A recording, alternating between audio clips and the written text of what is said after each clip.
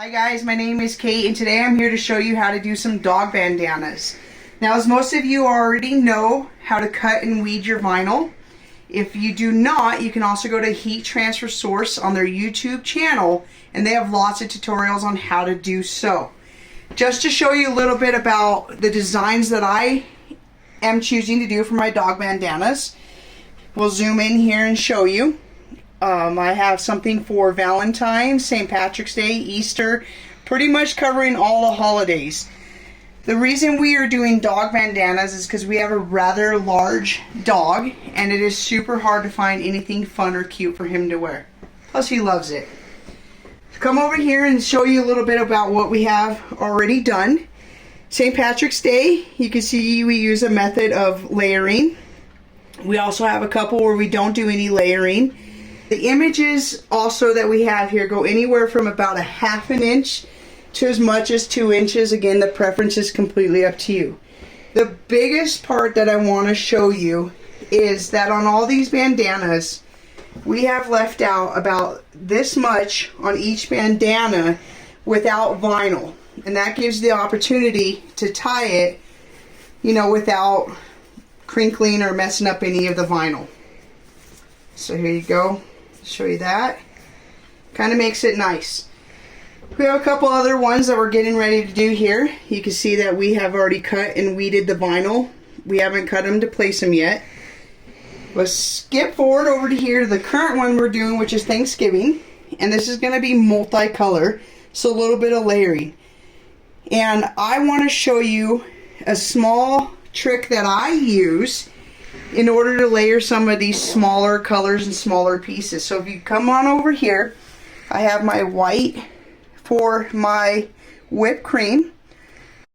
Hey, sorry to interrupt, but please subscribe to our YouTube channel and remember to hit that bell. Thanks.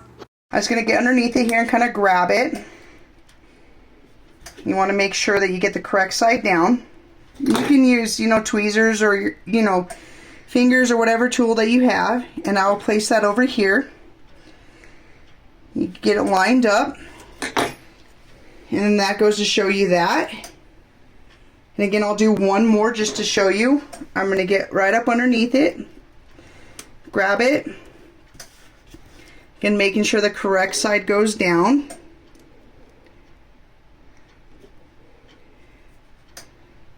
This just kind of helps save a step when you're layering, and it's super easy for me. I left a couple empty places, so we're going to go ahead and just randomly put those here. Now, since we cut so many small pieces, you just want to make sure that none of the vinyl is overlapping where it can possibly get stuck underneath the plastic and create a problem. I also left a space down here. As you can see, my heat press isn't big enough. And so I'm going to have to scoot that forward and put it down. You can see again on the pies where I had also done that layering trick. So this is Heat Transfer Source vinyl. We love their vinyl. It is super easy.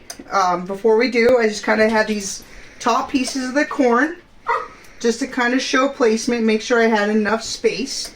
Again, because I don't want to overlap any of the vinyl. So what we're going to go here is we're going to go ahead and put our cover sheet. You can choose to use that if you want. If not, it's okay. Heat Transfer Source vinyl recommends around 315 degrees for 10 to 15 seconds. I kind of like it around 305 degrees. So we're going to go ahead and get that going. We're back and we're going to show you this. We already pressed it for about 15 seconds. Now, Heat Transfer Source vinyl is a cold pill. They have an awesome cooling block that you can purchase to help cool down the vinyl before you peel it off. I've been doing it long enough that I kind of just judge the time and know so to not do that. Let it cool down here. It's still cooling down. Alright, so we're going to go ahead and start peeling this off. You can see how super easy once it's cool to peel off. This takes a minute, so bear with me.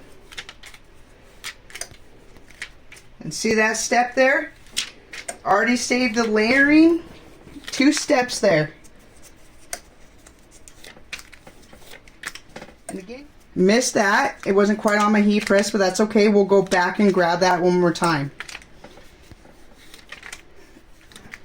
Alright, so I'm going to go ahead and put a couple of the corn pieces on that we have. I want to kind of make sure you get it in there, layer it up.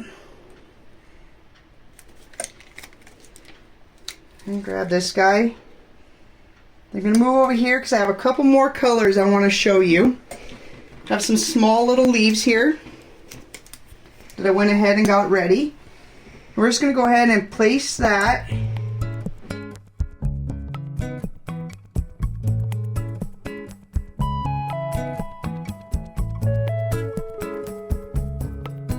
Alright, so we got a couple more layers here. And go ahead and grab our sheet and cover that. Usually in between presses, you're going to want to go, you know, anywhere between 5 to 7 seconds. However, it is cooled down enough that I'm going to go ahead and go the other full 10 to 15 seconds again. Okay, remember that pumpkin that I said that I had missed? We're going to go back because I got it. Go back through and peel off our little layers.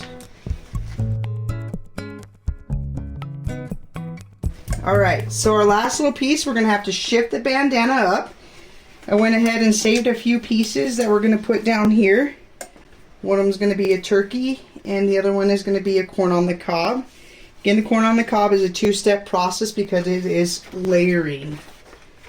I'm going to go ahead and press that real quick.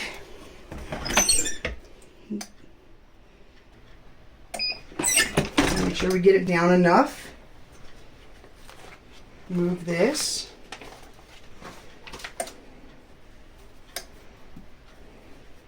Remember that spot that I told you where you leave open, so when we go tie it. Alright, so we're going to peel that off.